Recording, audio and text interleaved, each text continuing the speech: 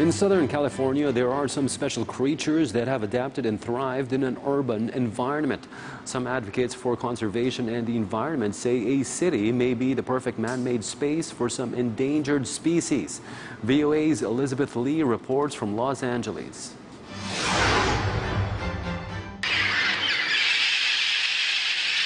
What do these parrots and turtles have in common? Many of them are descendants of pets who immigrated to this urban jungle. Southern California is not their native homeland. That is their outdoor voice, by the way. They're not quiet birds, so.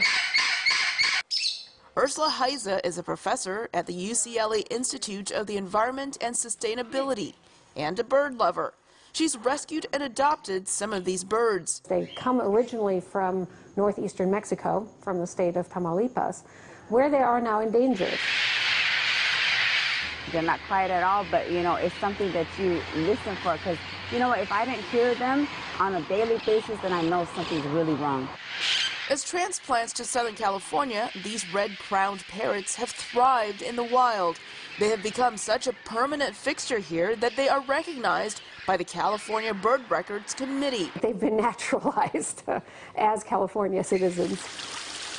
Similarly, these red-eared slider turtles, originally from the central United States, have adapted and thrived. They are now found across America and around the world.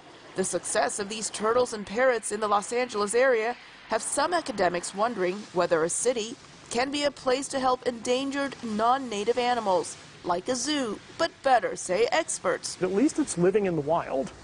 It's making its own living. It's having the lifestyle that that turtle or that parrot should have. It's just doing it in a different place. We have put up major buildings. We've put expanses of concrete. We've introduced a completely different vegetation. And in many cases, that's led to a reduction of biodiversity because a lot of our created habitat is not hospitable to the native species. But the other side of that is that we've created new ecological niches and new kinds of habitats. Conservation professor Brad Schaefer says non-native species would have to be carefully selected to ensure it does not harm the existing wildlife population in the city and beyond. There's always that danger, and I think the real question is, can we minimize that danger by doing sort of the best possible ecological science to be able to identify species that will thrive in cities and won't thrive outside of cities. Schaefer says species will migrate outside their native environment, potentially causing harm.